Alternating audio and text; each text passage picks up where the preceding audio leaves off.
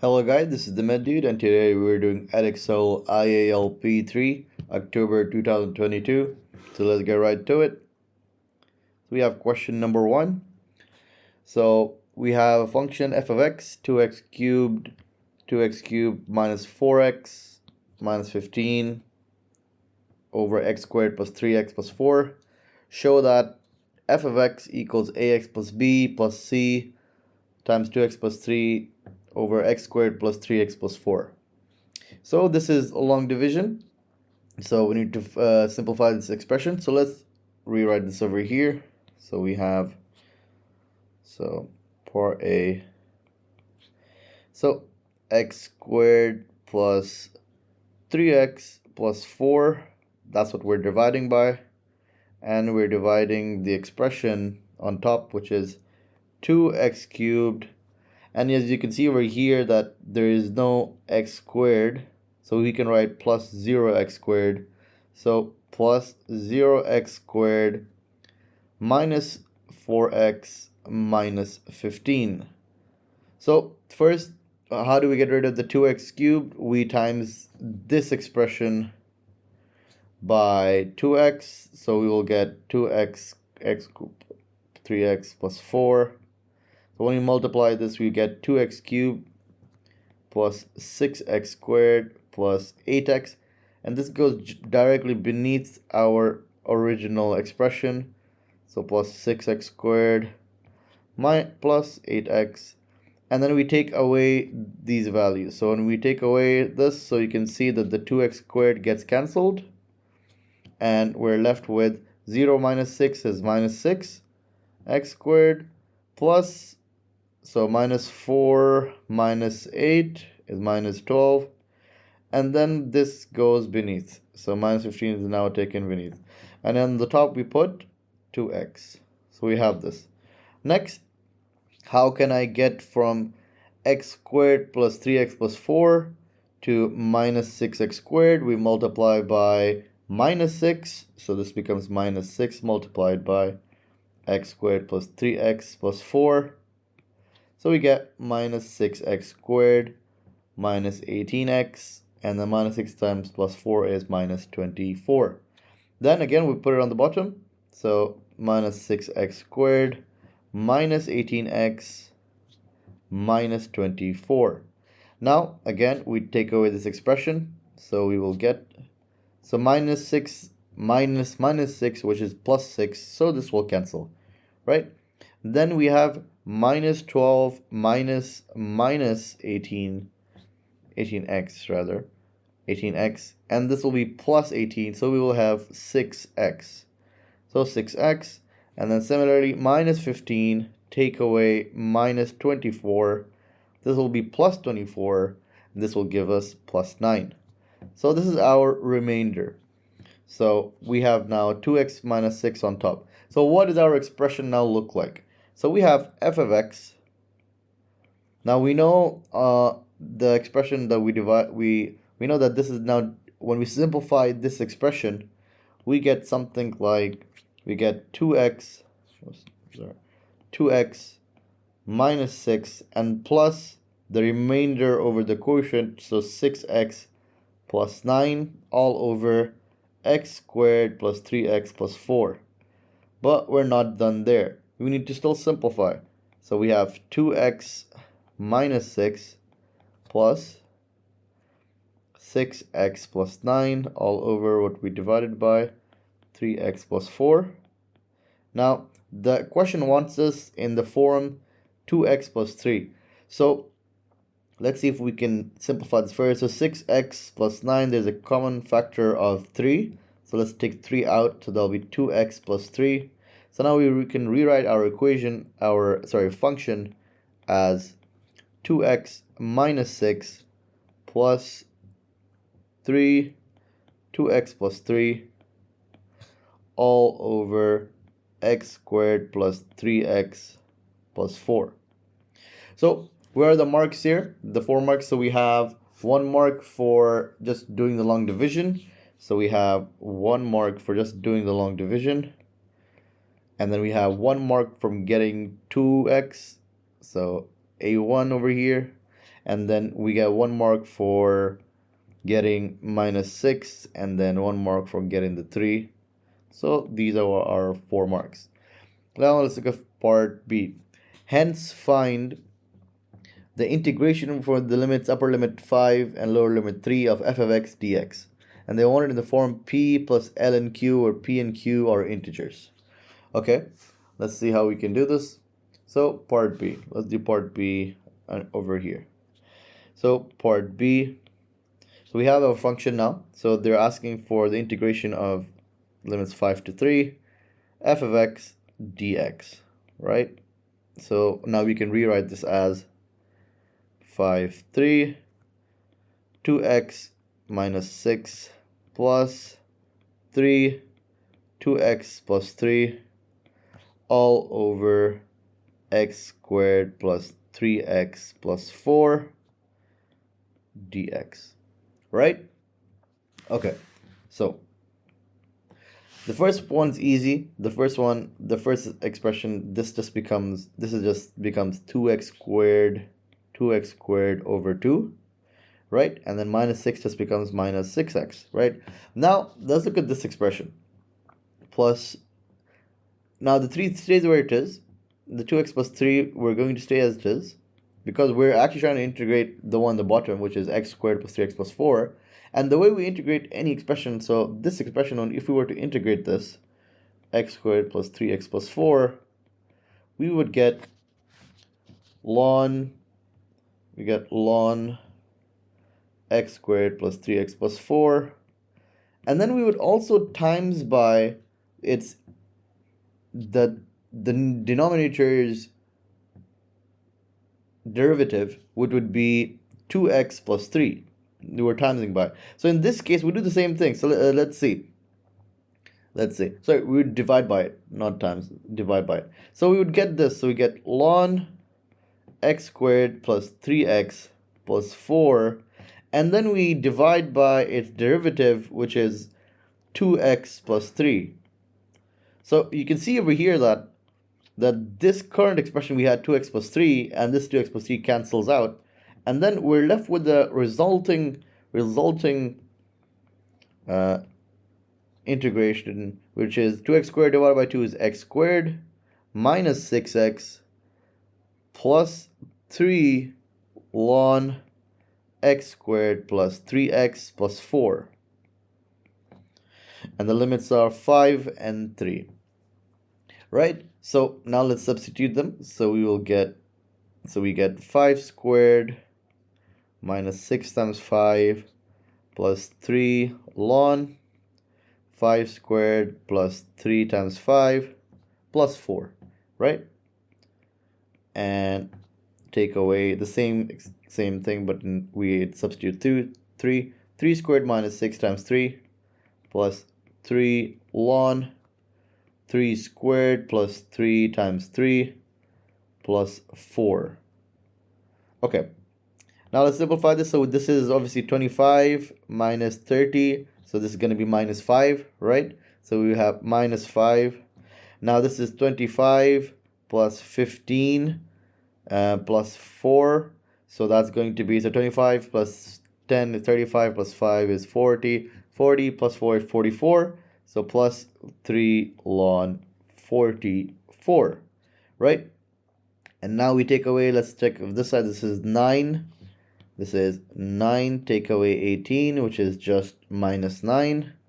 And then now we check here again, so 9 plus 4. So that's 18 plus 4, which is 22.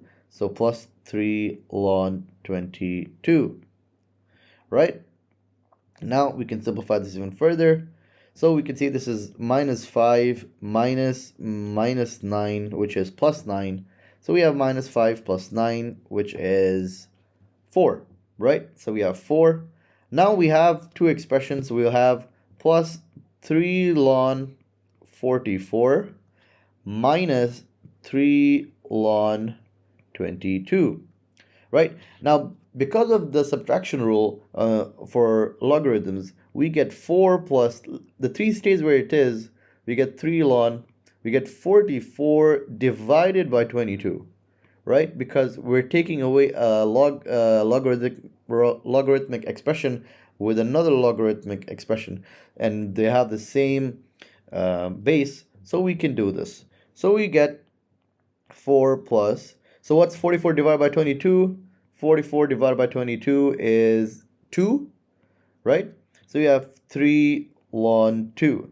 Now let's go back to the question itself. It asks us, they want it in the expression p plus ln q, where you can see there's no number before the ln, so we have to get rid of this 3.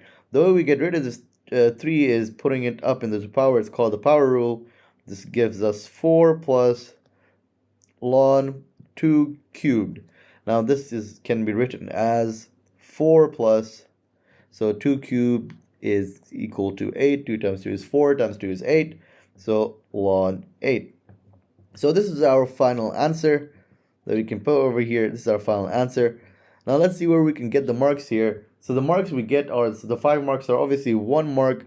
1 mark is just to get to the expression, the final answer. Second mark is doing this the subtraction rule, the logarithmic subtraction, which is M1 method mark. And then we have M1 and A1 to get this expression over here. So M1, A1, so that's our 4 marks. And then once you simplify it, all of this is dependent M1 mark. So these are our 5 marks. Now let's go to question number 2. So question number 2, we get 2 functions. The functions are f of x is equal to 5 minus 4 over 3x plus 2. Important to note that x is greater than or equal to 0. G of x is absolute value of 4 sine x over 3 plus pi over 6, where x belongs to all real values. So the first question says what? It says find the range of f. So when we think of range of f, we're thinking about the y values, right? So let's just draw the graph of how it may look like to give us an indication of what we can do over here. So now let's draw the graph. So this is a negative, so this is a negative reciprocal graph. So negative reciprocal graph, because you can see over here minus a number over x, right?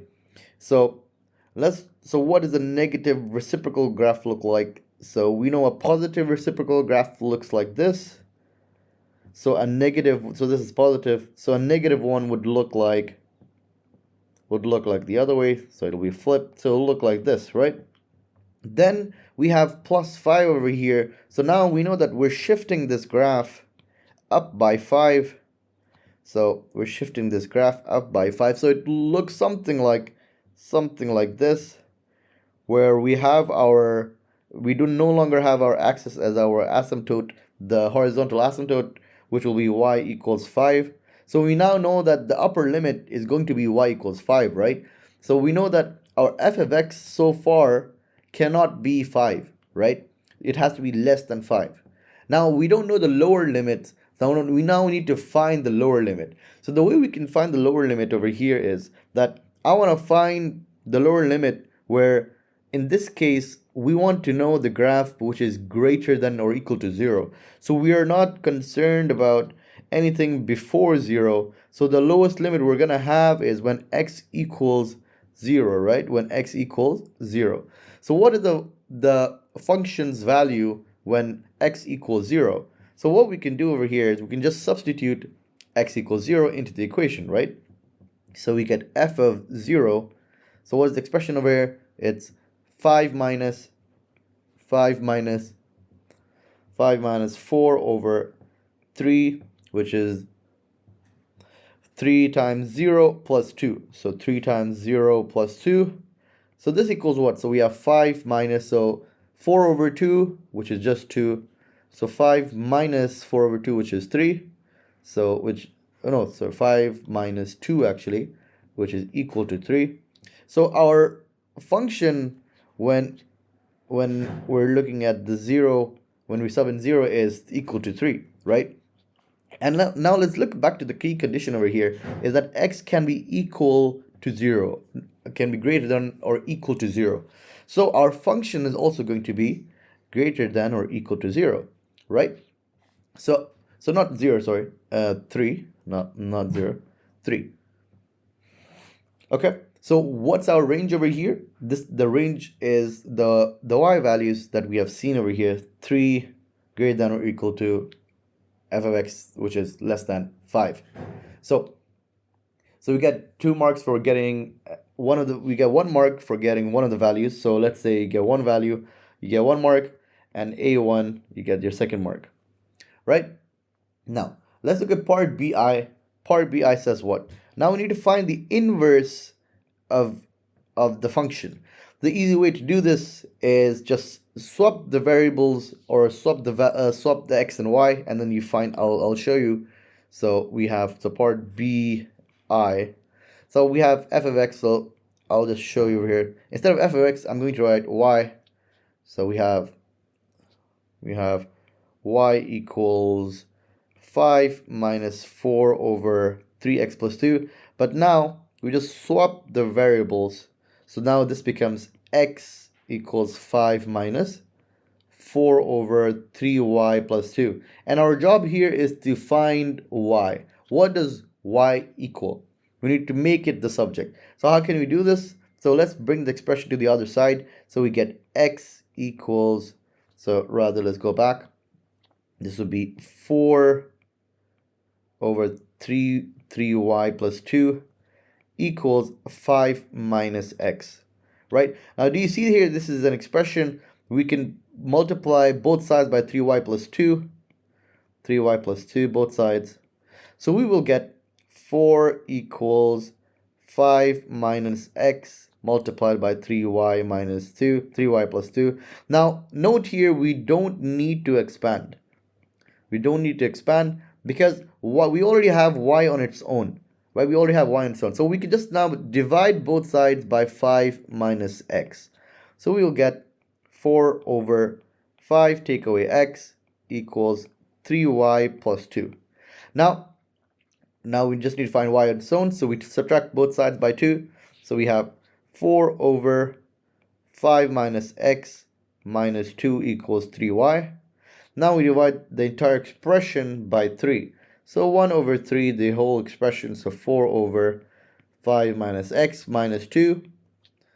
And that's our expression. Now we're not done here. We still need to write the inverse of x is now equal to 1 over 3 of the entire expression. Now you can simplify it further if you want, but I don't see a need to, but you can, and you still get the right answer. You can still get a simpler answer. This is still correct. Okay, so where are the marks available in this question? So note here, it's only two marks for this question, right? So this is, now you get A1 for getting the answer, and then you get M1 for reaching to this stage, or just method marks to reach this stage.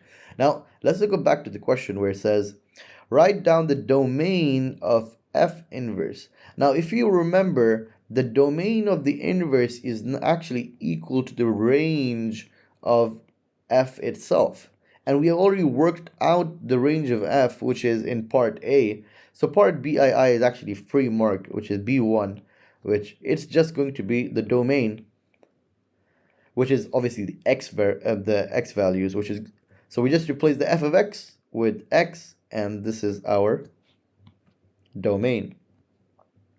So we can now just write this. This is our B1 mark that we get, and it's just that we need to remember that domain is equal to the domain of the inverse function is the same as the range of the initial function. Now let's look at the next part where it says find f g of minus pi. So this is a composite function. So we're actually trying to look at what is f of g of minus pi, and then that's what we're trying to find out, right? So let's go down. Let's go part C. So part C, let's do it over here. So part C is f of g of minus pi, right? So what's g of minus pi? Let's first work that out. So that's the absolute value of 4 sine minus pi over 3, right? Plus pi over 6. And that's what we're doing. So what is Now let's simplify this further now. So inside, what's this? So this is minus pi over 3 plus pi over 3. So in the calculator, this gives us minus pi over 6, right? So we're doing 4 sine minus pi over 6. Obviously, remember that this is in radians. Sometimes we forget, we're human. So radians. So we get 4, absolute value of 4 sine. So what's sine minus pi over 6? So sine minus pi over 6 in the calculator is minus a half. So we get 4 multiplied by minus a half. So 4 times minus a half, the absolute value of that is minus 2. So the absolute value of this will be just 2. So now we plug this back into over here. So now this becomes f of 2. So now we're doing f of 2 over here. So f of 2 is equal to what? So this is going to be 5 minus 4 over, now it's 3x plus 2, but instead it's going to be 3 times 2 plus 2. So this will be 5 minus, so 6 plus 2 is 8, not 6, it's 8. So that's going to be 5 minus a half. That's equal to 9 over 2 or 4.5. So our final answer for this is going to be not C, just f g minus pi is equal to 9 over 2. So this is our final answer for this. So where are the marks located is obviously A1 to get to this answer. That's 1 mark.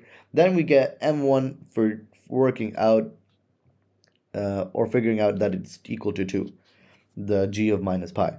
So that's question number 2 done. Now let's move on to question number 3. So we have a graph over here, question number 3. Figure 1 shows a sketch of part of a curve with equation y equals f of x, where f of x is equal to x minus 2 whole squared e 3x. So this is a function times by another function, and x is all real values. So the curve has a maximum turning point at A and a minimum turning point at 2, 0. So a maximum over here and a minimum over here. So use calculus to find the exact coordinates of A. So this is obviously a turning point. That means dy over dx equals 0 over here. So now that's what we need to do. So we need to find the derivative of f of x equals x minus 2 whole squared multiplied by e to the power 3x. So we have part A. So what are we doing here? We're trying to find out dy over dx. We're trying to find out dy over dx equals 0. So that's what we're trying to do, right? So this is obviously, you can see that this is two functions multiplying with one another. So this is obviously the product rule. So as a reminder, what is the product rule? It is this, where you have y equals uv. The derivative of this is, so y prime or dy over dx. I'm going to write dy over dx here. It's going to be u prime v plus v prime u. That's how it works. So now let's work out this. So let's assume that u equals our x minus 2 whole squared. We don't need to expand the brackets. We don't need to. You can if you want. You still get the same answer. You don't need to. I recommend you don't do it because it saves time. So what's u prime? So treat this as if this was x squared, you just bring the power down and take away 1 on the power. So you just bring the 2 down and minus 1 from the power. So it becomes 2 multiplied by x minus 2. And you just multiply by what's inside the function. So what's the derivative of x minus 2, which is just, this becomes 1 because you only have 1 here. So multiply by 1. So our u prime over here, we can rewrite this as 2x minus 2, right? Simple. Now what's v? V, let's say v now is equal to e to the power 3x. Now the simplest part of when you deal with exponential and derivative is it's usually the same expression, e3x, but we also multiply by d over dx of what's the function, which is 3x.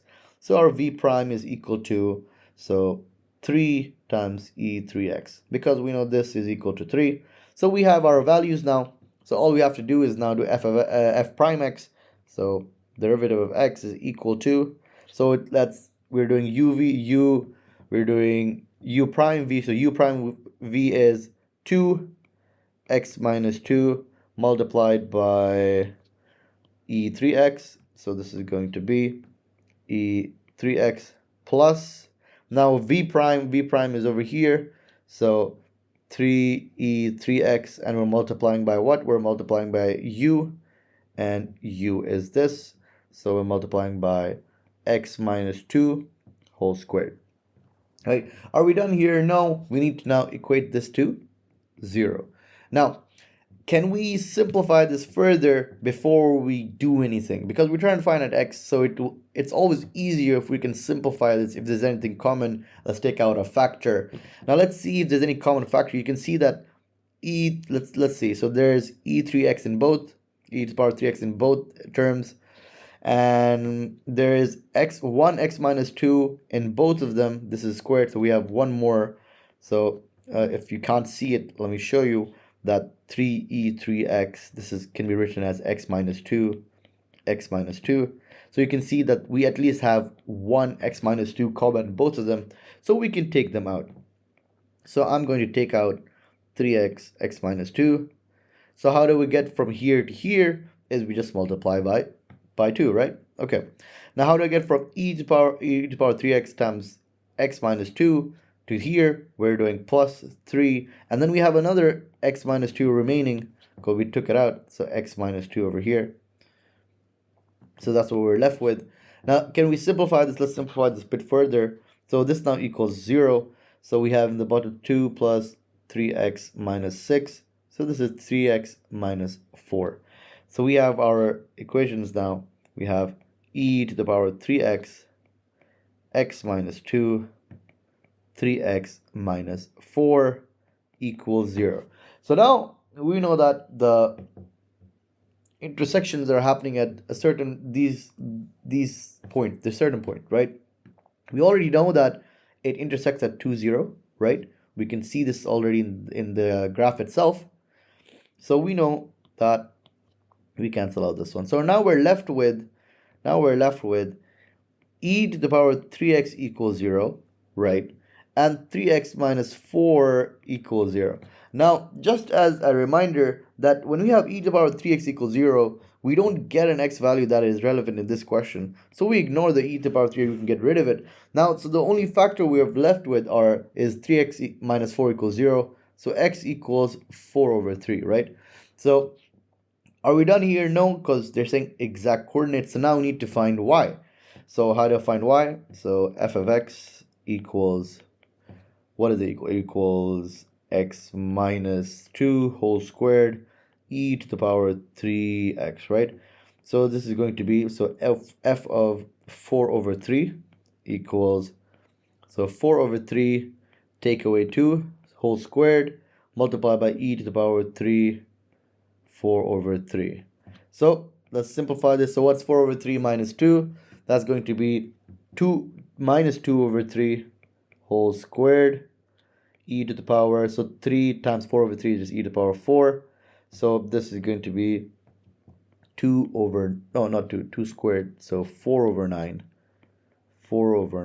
e to the power 4. So what's our exact coordinate for a? So a is 4 over 3, 4 over 9 e to the power 4. Okay, so that's our coordinate for a. So that's our final answer over here. Okay, so what are the marks over here? So there are 5 marks to be had in this question. So we get 2 marks. So we get 1 mark for each x value, each type of value. So a1 for getting y, a1 for getting x. So these are 2 values. And then we get m1 for reaching to the stage of the working out. Then we get, so that's 3 marks. Then we get 2 marks for applying the product rule correctly. So this is what we get. So now let's go back here. Given that the equation f of x equals k is a constant, right? They're saying had at least 2 distinct roots. So 2 distinct roots. Okay. So that's what they're saying. State the possible value for k. So first of all, this means y equals k. So we're looking at a horizontal line. Now we're looking at a horizontal line where we have at least 3. We have at least 2 or 3 it goes through 2 or 3 points, right? That's what they're saying. So at least you can see over here that there's only one over here, right? So as soon as it's A, let's now go down a bit. So as soon as we touch A, so A, which we know is 4 over 3, 4 over 9 e to the power of 4. This y value is 4 over 9 e to the power of 4. Now this value over here is when we know it touches at least 2 points, right? At least 2 points. So we know this, right? So that means that the range of this, where they want at least 2 distinct roots, is the possible values. The upper limit is going to be greater than or equal to, it'll be greater than or equal to 4 over 9, right? That's what we're trying to do, right? K. 4 over 9 e to the power 4. Now let's look at the lower limit. Now we know that it touches the x-axis at 2, 0, right? Because that's what we're saying here, right? It touches the x at 2, 2, 0. So any value above 0, right? Above 0 should work, right? So it has to be at least above 0, because if it's when it's equal to 0, when y equals 0, you only have one root, right? And that's not what we want. We want at least 2 distinct roots, 2 distinct, right? So what can we say here? That'll just be 0. It has to be greater than 0. So our final answer for this would be, so part B would be 0 greater than, that's okay, it's greater than 0, which is less than or equal to 4 over 9 e to the power of 4. So you get 1 mark for getting one of the limits and 2 marks for getting both of the limits. So over here. All right, so that's part B done. Now let's go to question number 4. So we have the expression y equals log base 10, 2x plus 1. Express x in terms of y.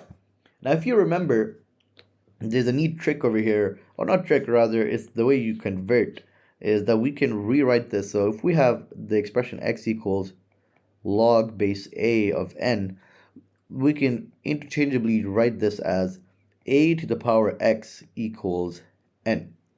So now, by using the same logic, we have y equals log base 10, so that's our a, and our n is 2x plus 1. So we can rewrite this as, so 10 to the power of y equals 2x plus 1. Now all we have to do is work out what x is, so that's pretty straightforward. All we do is take away 1 from both sides, equals 2x, and then we divide both sides by 2, so 1 over 2, 10y minus 1. That's what we get. Now you can go a step further and just write x equals a half, 10y minus a half. Both are correct. I'm just going to go with this. Both are correct. So you get 1 mark for getting to this stage, A1, get the answer, and M1 for reaching this stage. Method marks. Okay, next question. Hence, giving your answer in terms of x, finds dy over dx. Okay, so what do we do here? We have the expression in x right now, so part B. So what we can do here is, right, if we find dx over dy, right, that's just differentiating this function, right? Just differentiating this function, we can just flip it, right? So what we can do is we can do 1 over this, and this will give us dy over dx, right? So let's try this, because this should work, right? So this should work. So what is dx over dy? More importantly, how do you remember what's the differentiation of anything to the power of y? So, or rather ax. So the differentiation of anything raised to the power of x, so ax, where a is a number, is ax ln a. So in this case, what will we have? We will have, so the half stays where it is. We have 10y ln 10, right? That's our dx over dy. Now if we were to flip it, so now we're doing 1 over dx over dy, which is our dy over dx, right? Now we're flipping it, so 10y ln 10 divided by 2. So this now we can just flip it and it goes on top, becomes 2 over 10y ln 10. Now this is correct, but they're asking in terms of x. Now let's go back to the question. We now need to get rid of this 10y, and let's go back to the question over here. We do know what 10y is, right? We know 10y is equal to 2x plus 1. So all we have to write here is 2. We can just write 2 over 2x plus 1 ln 10. That's it. So that's our final answer for dy over dx, and that's it. So what are the marks? So A1 to get to the answer, M1 to read this stage, and remember that we can substitute 2x plus 1, and then M1 for correctly differentiating x equals 10y minus a half, so we get M1 over here. Notice that if we were to differentiate this minus half, it goes to 0 because there is no y involved here.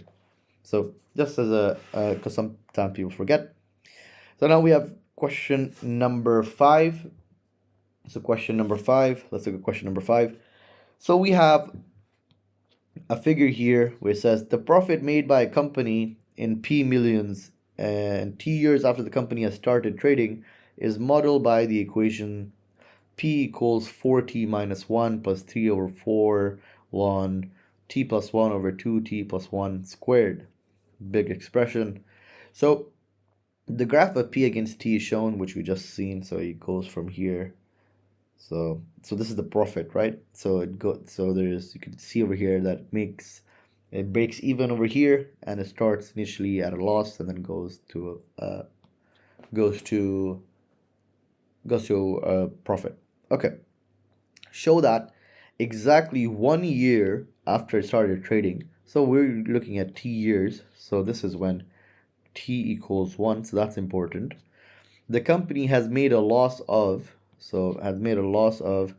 approximately 830,000, right? Now this is equivalent to what? This is equivalent, because we're now looking at millions, right? So this is equivalent to 0.3 million. It's not approximately, it is equal to 0.83 million. So this is what it equals. So all we're trying to find is what's the value of P when T equals 1, really. So I can just do this over here, part A, if you know, we could just do, I'm just going to copy this over here so it's easier to follow. So let's go down here. So this is part A. So let me just paste this over here. So we have A. So part A, so P of 1 is equal to, so 4, 1, take away 1 over 10, right?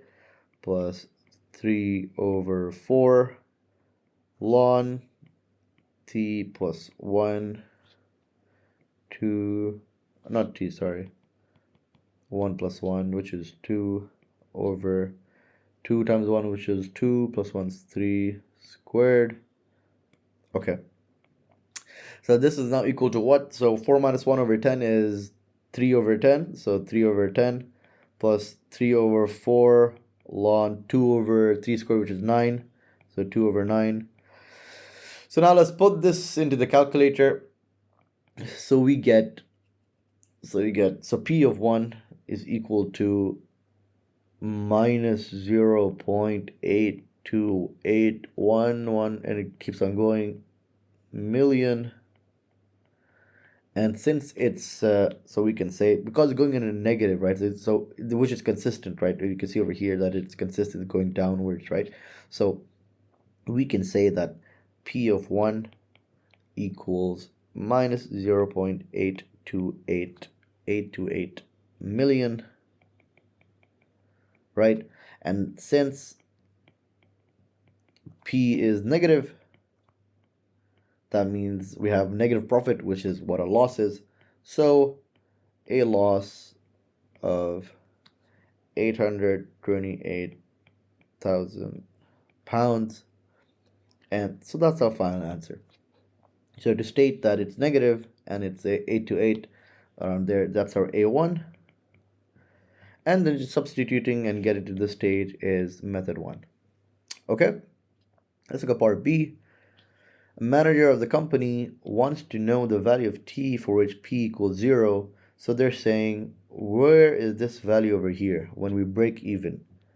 They're saying that show that this value of t occurs in the interval 6, 7. You can see here, look, it's 2 marks. So it's not that difficult. All we have to do here is show p of 6 and p of 7. And realistically, what are you going to find?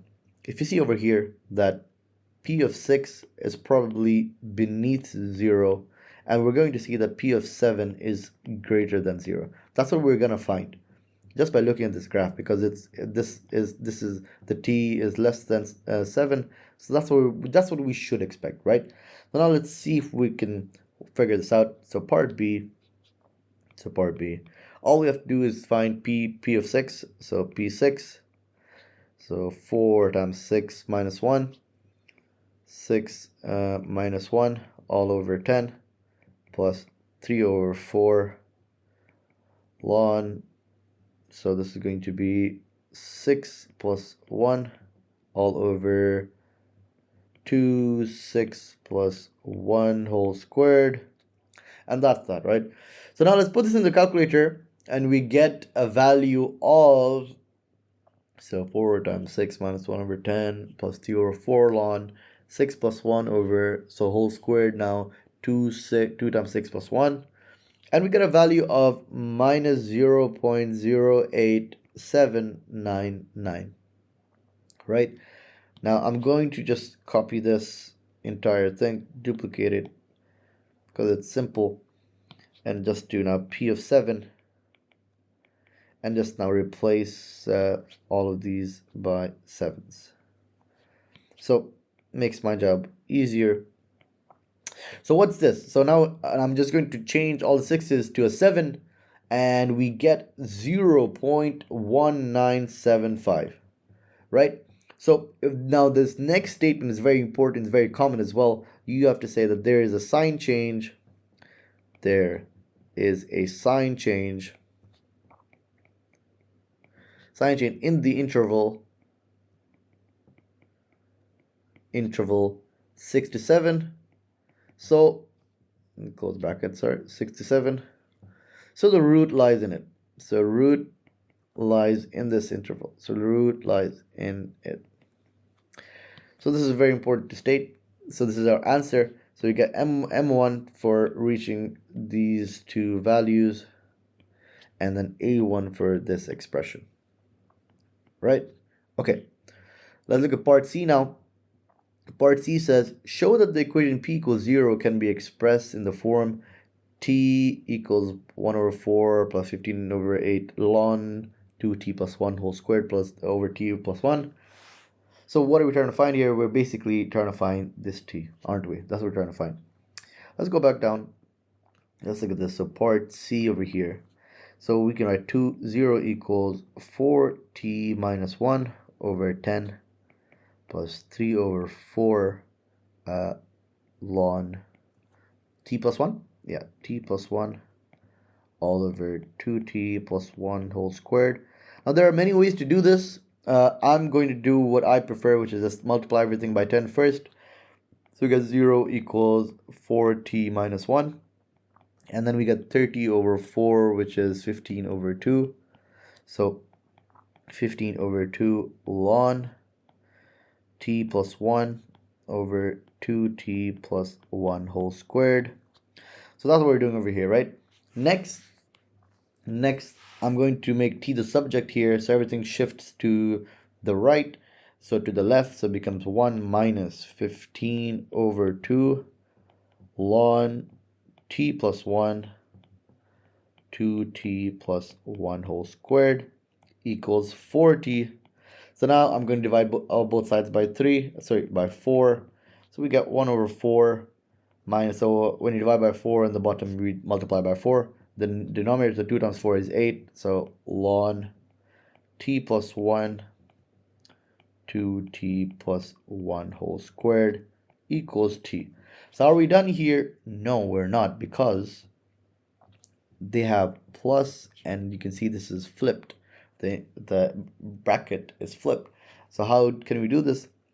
Simply applying the power law, as this goes on the top. So now we're left with t equals 1 over 4 plus 15 over 8, and we're doing the inverse, so this becomes, so let me rewrite this over here. So this will be ln t plus 1 over 2t plus 1 whole squared, inverse. So inverse will just mean we flip it, so this will be now 2t plus 1 squared all over t plus 1. So that's our final answer. You can see over here. So this is obviously 3 marks, I believe, or yeah, 2 marks. So we get 2 marks for reaching, so M1 for the working out and A1 to reach the answer. So A1 for the inverse that we're doing the inverse power law, and then M1 for reaching to the stage, the second stage of working out. Okay, now let's look at part D. Using the iteration formula, Tn plus 1, 1 over 4 plus 15 over 8, with T1 equals 6, write down the value of T2, then the value of T6. Give your answer to 3 decimal places. So this is actually pretty straightforward. All we're doing is we're taking this, so I'll copy this. So let's go down over here. So now we're at part D. So part D. Gonna take this image over here. So we're over here now, and what we're doing here is that, and we know that T1 equals 6. T1 equals 6. So we know that T1 plus 1 is T2 will equal the same expression. So I'll write over here T2 equals 1 over 4 plus 15 over 8 ln 2 bracket 6 plus 1 whole squared over 6 plus 1. And what does this give us? This gives us a value of 6.220 is something 19, I think. But because it's rounded, we round it to 6.220, right? Now they're asking they asked the question is, work out the value of T6. So we need to go all the way to T3, 4, 5, 6. So the easy way to do this is, T3 is, you take the same expression that you have over here, look at it, and in the calculator, all you have to do is, there's an answer button. You can just do answer, and what it does is, it just brings this value over here automatically, and you just keep pressing enter until you get to T6. So T3 is now 6.287. Then we do the same thing again, T4, and we're going to get, so now we're putting it back into the expression. We get 6.307. Then we get T5 equals 6.312. And lastly, we get T6, which is 6.314. Rounded, obviously. These are rounded values. So what's our answer? This is our answer, and obviously another answer they asked for was T2. So A1 over here, A1 over here, and M1 for working this out. So M1 for working it out. So these are our easy 3 marks. Let's look at part E over here again.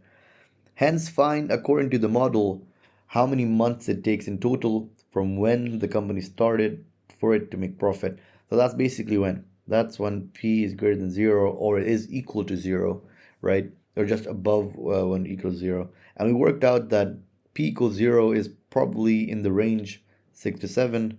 And we worked out the 6th value, which is probably the most closest value we have. So all we have to do is, this is T6, which is in years. So the time taken is going to be 6.314158787. That's actually the full form. Times by 12, because there are 12 months in a year. So this gives us 75.77 months. So we can say, so it will take because there's no 0.77 months. Just say we'll take 76 months. So that's our answer. So A1, 76 months, M1 for multiplying our T6 value by 12. Right? So that's question number 5 done. Now let's go to question number 6. So what is question number 6? Okay. Y equals 2 plus 3 sine x. The 2 plus 3 sine x over cosine x. So show that dy over dx is a tan b secant over secant plus 2 sine. So it looks pretty difficult, but it isn't. You can see over here that we're using now the quotient rule. So y equals 2. Why am I redoing it? I can just take this over here. Copy, paste. So this is what we have over here. And then we can say that because we know the quotient rule is what? U over v. Our dy over dx is what? It is u prime v minus u v prime all over v squared. So we can now do this. So our u is 2 plus 3 sine x. And when we differentiate this, the 2, because it's a constant, it becomes 0. So sine goes to cos, becomes 3 cosine x. Simple so far. V equals cosine x plus sine x. So v prime is now equal to, so cosine goes to negative sine, so negative sine x plus cosine x. Okay, now when we find v squared, so v squared is equal to cosine x plus sine x multiplied by cosine x plus sine x, right? Plus sine x. So first, outer, inner, last. So this will be cosine squared x plus cosine x sine x plus another cosine, or rather sine x cosine, sine x cosine x plus sine squared x. We can simplify this. This becomes cosine squared x plus 2 sine x cosine x plus sine squared x, not sine x squared, sine squared x. We do know that if we remember that cosine squared x plus sine squared x equals 1, so we can just say 1 plus 2 sine x cosine x. So now we've simplified everything. Now let's write our expression, or rather our differential. So dy over dx will be, so u prime v, so that's going to be 3 cosine x multiplied by v, and then this one. So it'll be 3 cosine x multiplied by cosine x plus sine x, take away, now we're doing u v prime, so 2 plus 3 sine x multiplied by minus sine x cosine x all over v squared, right? All over v squared. So I'm going to do all over v squared, which is 1 plus 2 sine x cosine x. Now let's expand the brackets. So we will get 3 cosine squared x plus 3 cosine x sine x. And then we have, so minus 2 multiplied by minus sine. So it'll be plus 2, right? So plus 2 sine x. Then again, minus 2 times, it's just, minus sine x cos x. So that's just plus 2. I made a mistake, so it's just supposed to be plus cosine x. Here we go. And then now multiply minus 2 times cosine x, will all be minus 2 cosine x. Now same thing, minus 3 sine x times minus sine x. So maybe do it in different color. So minus 3 sine x minus sine x. So this will be plus sine x squared, right? So this will be plus 3 sine squared x. And then now we have, I'll do another color. So minus 3 sine x multiplied by cosine x. So this will just be minus 3 sine x cosine x all over 1 plus 2 sine x cosine x.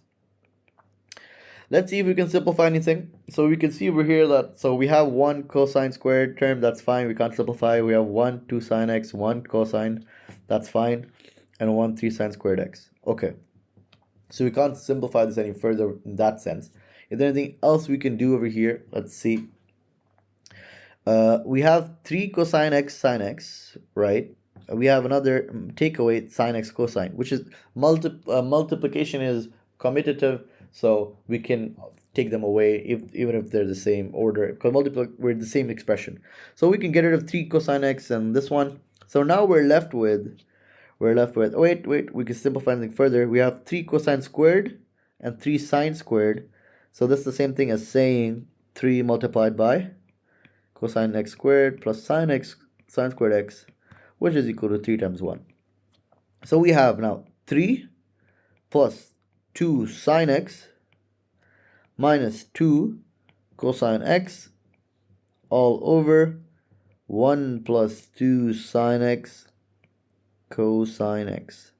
Now, this is good as it is, but is it in the form that they want? Let's go back. They want in the form secant x plus 2 sine x. Now, secant x is the same thing as what? Dividing by cosine, right? Now, we can do the same thing. So what we have to do is divide by cosine x both sides, or top and bottom actually. So let's see. Now we're going to do it individually. So it'll be 3 over cosine x plus 2 sine x over cosine x minus 2 cosine x divided by cosine x, and all of this divided by 1 over cosine x plus 2 sine x cosine x all over cosine of x. So can we get rid of anything? We can see that cosine x divided by cosine is 1. This becomes tan, this becomes secant, this becomes secant, and then cosine cancel. So now our resulting equation is 3 secant x plus 2 tan x minus 2 all over secant x plus 2 sine x. Is this what the form they wanted? Yeah, this is the a tan x we know, the b secant x we know, and so that's it. So we can rewrite our final answer is this, right? So where are the marks to be found here? There are 6 marks to be had. 6 marks. It's a lot of marks, right? So we got a standalone mark for getting to v prime. So that should be good. Then to get to this expression applying the quotient rule correctly, that's m1 a1. That's 3 marks. Then getting to simplifying to this expression over here is m1. Dividing by cosine, remembering to divide by cosine, is m1, and obviously a1 for the final answer. So now we're at question number 7. So question number 7, I'll go to question number 7. So we have show the sketch. So we have figure, show a sketch of graph C1 with the equation y equals 5 minus 3x minus 2, 22. Now, an interesting thing here is what I always do is I remember that, so you can see this is positive, right? This is positive and this is negative. I always write this as the first part is 5 minus. So we can rewrite this as what? This is either 5 minus 3x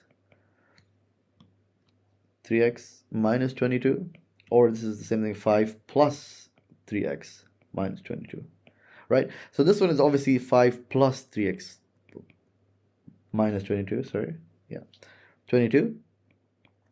And this is 5 minus, so the 5 minus 3x minus 22 until, so from over here, so until this part, obviously. Okay, That's how I see it. Now, let's look at what they're asking. So write down the vertex of C1. So how can I find the vertex of this? Actually, it's pretty simple. All we have to do is equate both this and this to one another. So I can do it over here actually. So this will be 5 plus 3x minus 22 equals 5 minus 3x minus 22 minus 22. So you can see over here, this is pretty simple, that this is going to be, so 5 goes away, 5 goes away. All right, so now you're left with minus 3x plus 22 and 3x minus 22. So this becomes 6x equals 44. So x equals 44 over 6. So this gives us, so what's 44 over 6? That's 22 over 3. 22 over 3. And now we need to find the y. So y equals 5 minus absolute value 3. 22 over 3 minus 22. This becomes 5 minus 22 minus 22, which is just 0, so you get 5. So our vertex over here is 22 over 3, 5. Simple as B1 for getting the answer, and A1 to get the final answer, right? Or no, B1 just to get this. B1 is just to get to this answer. Now we look at part II. Intersection of C1 with the y-axis. Again, we know that this line over here is represented by this function. So all we have to do is simplify it. So this will be y equals 3x. So 5 minus 22 is minus 17. So we can do part I over here. So part II. So y equals 3x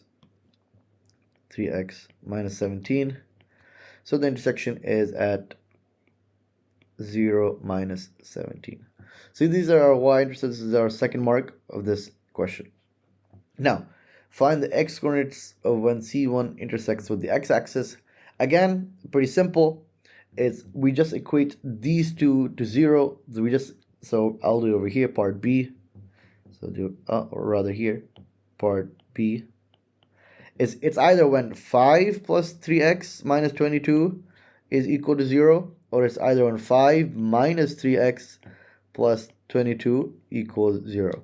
So that's what it looks like. So we have 3x minus 17 equals 0 here, and we have 5 equals 3x plus 22 over here. Then we have 3x equals 17, x equals 17 over 3, and this we have negative 17, or not negative 17 rather, it's going to be, give me a second, did make a mistake here. So like this, and this should be negative. Now we have 27 equals 3x, and x equals 27 over 3, which is 9. Are we done here? Because let's see, they asked for the x coordinates. So yes, we are done. So we get 2 marks for getting in each value, right? So we have M1, A1 to get the 2 values. Okay. Diagram 1 shows on page 21, which is a copy of figure 3. So this is a copy of this. They're asked to show us a curve with the equation y equals 1 over 9x squared minus 9.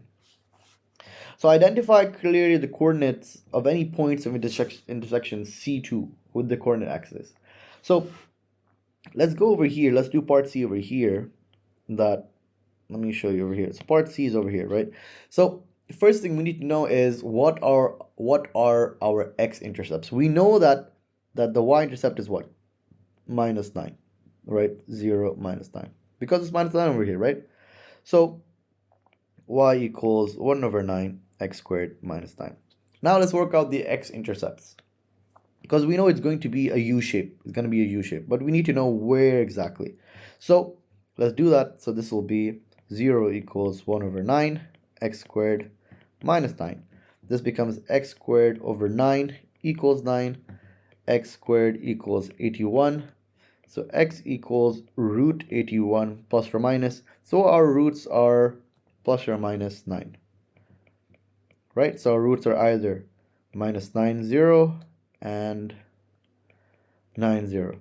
Interesting to note that 9, 0 is over... No, it's not. My bad. Oh yeah, actually, yeah, 9, 0 should be over here, right? So over here. This is our 9, 0 over here. We worked out that x equals 9, right? And x equals 17 over 3. So this is our 17 over 3. This is our 17 over 3. This is our 9. So now we know it's going to look something like this. We know that. So I've done the graph for you, so you can see over here that this is what it looks like. This is our 9 over 3, and we have to label them. So this is our 0 minus 9, 9, 0, minus 9, 0. So we get 3 marks. B1 is for the shape, one is for getting the 2 minus 9 and 9, and 1 is for the y-intercept. Right? So these are 3 marks. So B1, these are standalone marks, obviously, to getting this one and this one. B1 for the intercept, and B1 for the shape, which is a U. Yeah. Okay. Now look at part D.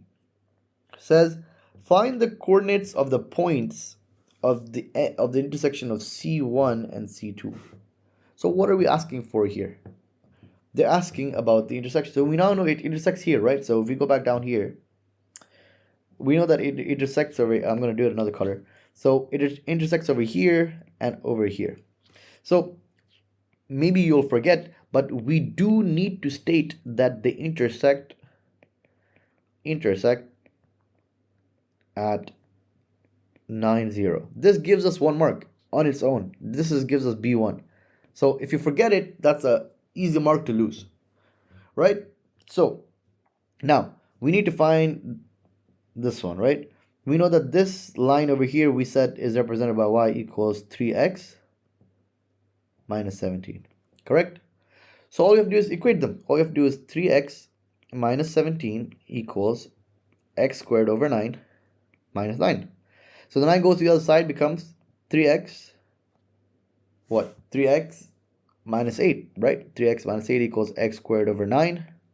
So we get, so now we multiply everything by 9. So we get x squared equals 9 times 3 is 27, x minus 9 times 8 is 72, x squared minus 27x plus 72 equals 0. Now you can use the calculator to find the answer, or you can remember that 72, what factor does it have? So we have factors of minus 2, minus 36. When we add them, we get minus 38, so this isn't right. Minus 3 and minus 24. When we add it, we get minus 27. So that's our 2 factors that we need to care about. So our factors are going to be x minus 3, x minus 24 equals 0. Now, so what are our 2 values that they intersect? X equals 3 and x equals 24. Notice that x equals 24 is going to be like around here. It'll be very far. But that's because we're assuming that this line is continuing, right? So we don't care about it. So we're going to only care about the x equals 3 here, right? So we have to say that x equals 24. We have to state this actually, is we're not using this. So not using. And this gives us 1 mark actually. Believe it or not, it does.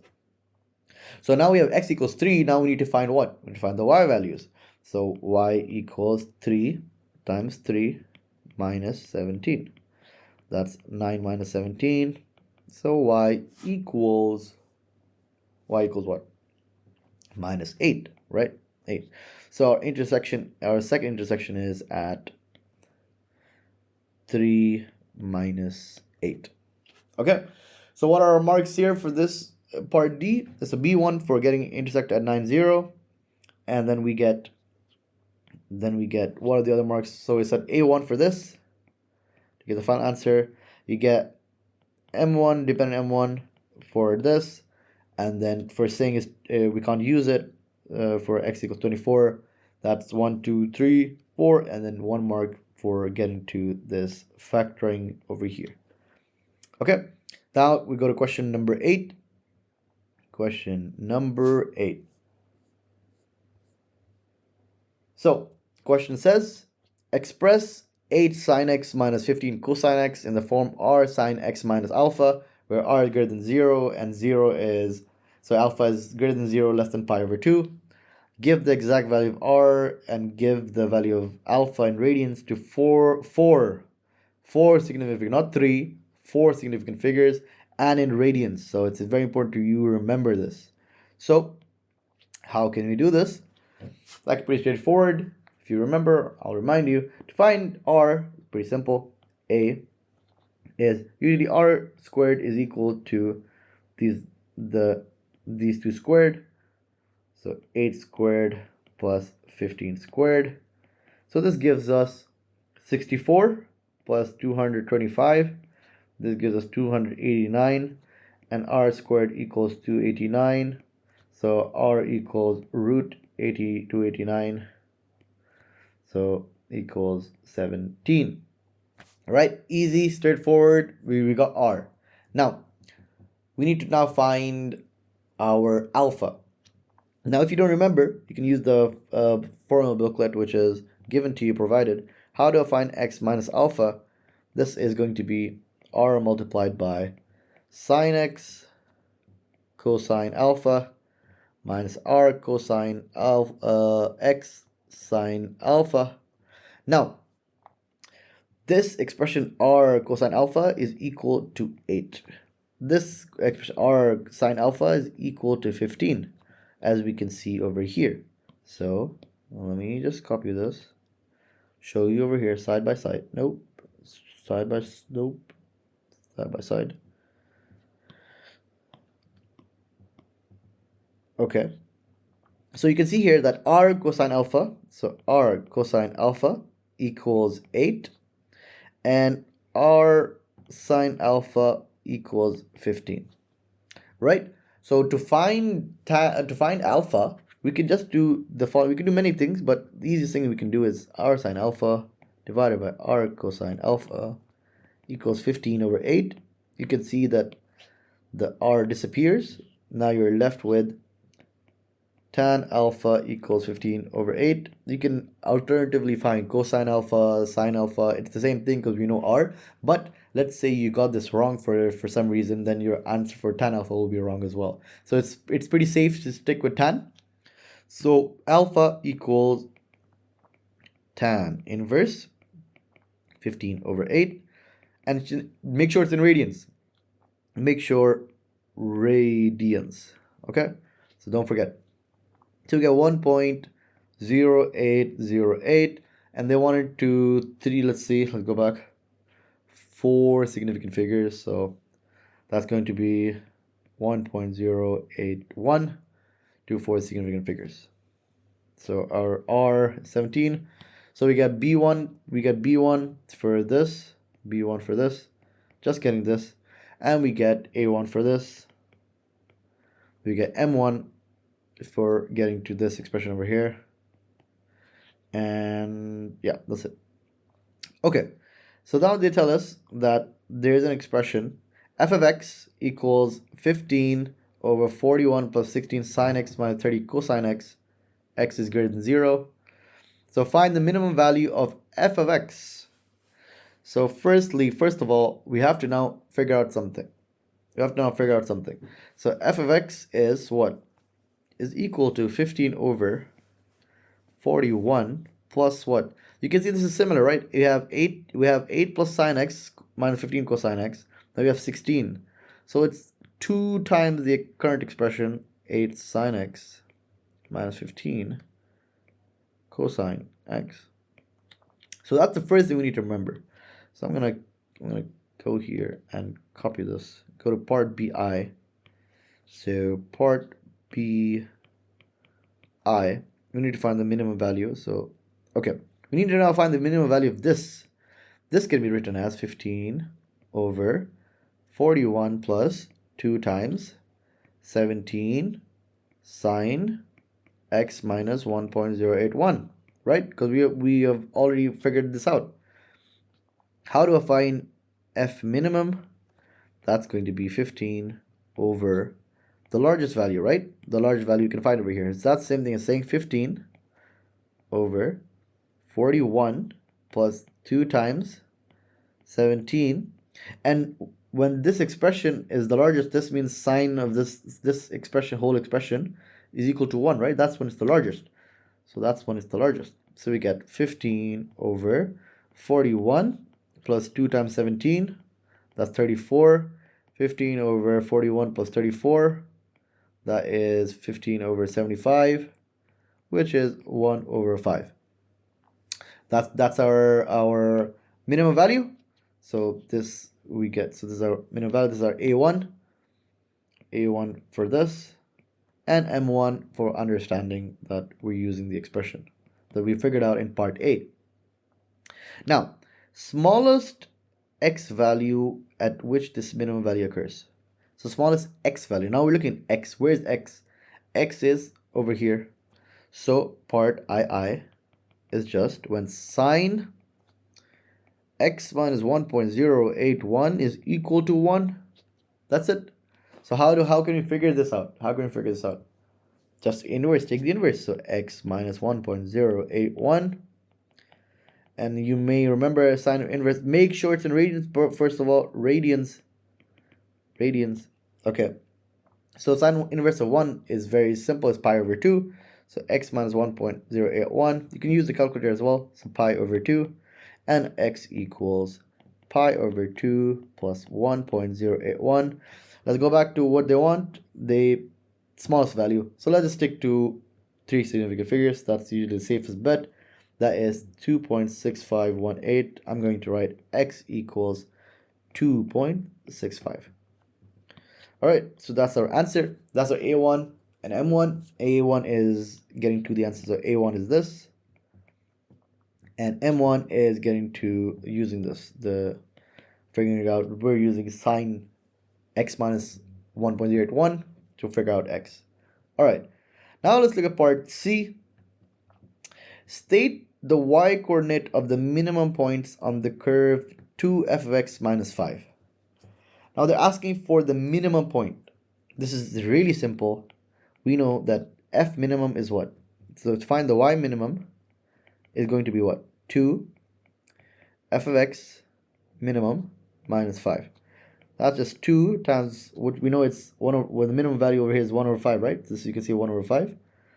That it's 1 over 5 minus 5. So that's 2 over 5 minus 5. That is minus 23 over 5. That's it. That's our final answer. Simple as B1. B1 here. Okay. Now let's read this question carefully. Part D. Because a lot of people had difficulty. I looked at the examiner report. So let's see what it says over here. State the smallest value of x at which a maximum point occurs on the curve with the equation. Okay, so now let's read the question together with us. It says y equals minus f of 2x. Minus f of 2x. Okay, so firstly the expression is flipped, right? It's flipped. So it's minus, so it's flipped now, right? So the maximum point will be what? The max will be our current minimum point. So this will be current minimum point if it was f of x, right? But now since it's 2x, that means we're going to find that it's going to be our current min point divided by 2. So I'll repeat this again. So imagine this. So we have part D. They're asking for y equals minus f of 2x, right? That's what they're saying. We know that the minimum point of f of x is what? It's this, right? The minimum point for x. This is our smallest value of x. But we want the maximum value of this function. Maximum value of smallest value of x at which a maximum point of the curve happens. But since it's flipped, this means, so that we can say this is, so the x value of this would be, x value would be our current min x value. And since it's f of 2x, we divide by 2, so it will be divided by 2. So it will be 2.6518 divided by 2. This gives us 1.33, something, 1.326, but so we will write x equals 1.33. It's a very easy thing to forget that it's a minus function, it's a minus, so it's actually flipped. So the max of the minus, the flipped function will be the current minimum value. But since it's f of 2x, we just divide by 2. All right, so that's our mark. It's a lot of work or a lot of understanding to get this mark, but it's still 1 mark. So that's our answer. Now let's go to question number 9. Question number 9. So we're over here. So this is now question number 9. So it says prove that cosine squared over cosine 2 theta minus sine 3 theta equals this. So you can see over here that all of this is just sine, right? So no cosine. That's the first thing. So now let's go here. Let's first simplify everything where we can and make it into sine. So cosine squared theta is what? It's 1 minus 2 sine squared theta. Or no, it's just 1 minus, yes sir, 1 minus sine squared theta. So it's simple as cosine 2 theta is equal to 1 minus 2 sine squared theta. And if you want to remember how we can get here is cosine theta plus theta, and that is equal to cosine squared theta minus sine squared theta, and then we just do 1 minus sine squared theta minus sine squared theta. We get 1 minus 2 sine squared theta. So that's how we get to this part. Now let's do sine 3 theta. We need to get to sine 3 theta.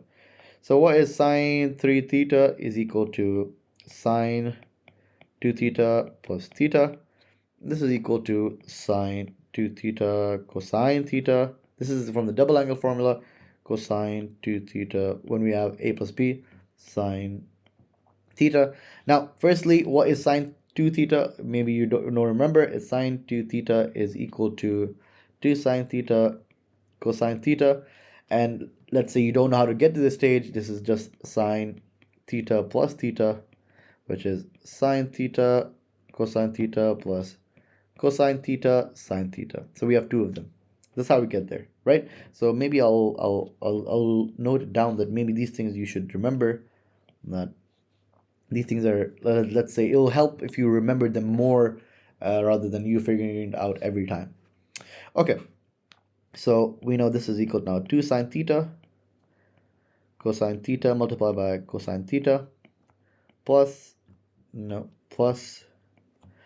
1 minus 2 sine squared theta sine theta.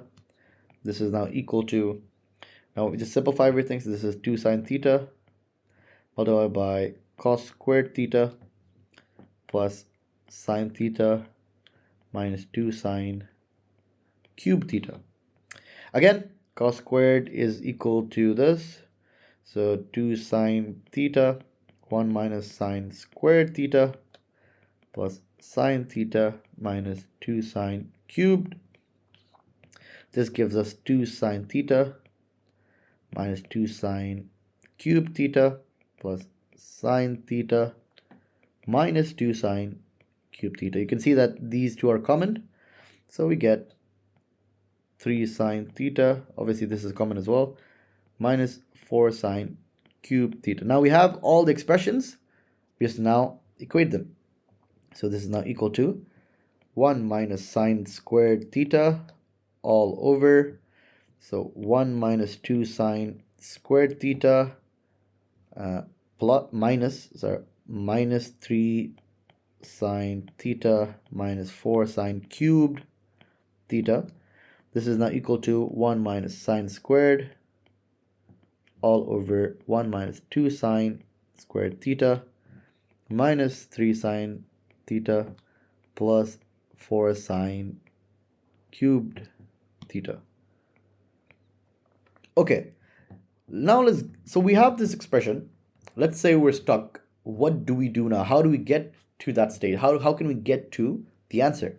Now, if you go back up, you can see that they have 1 plus sine theta.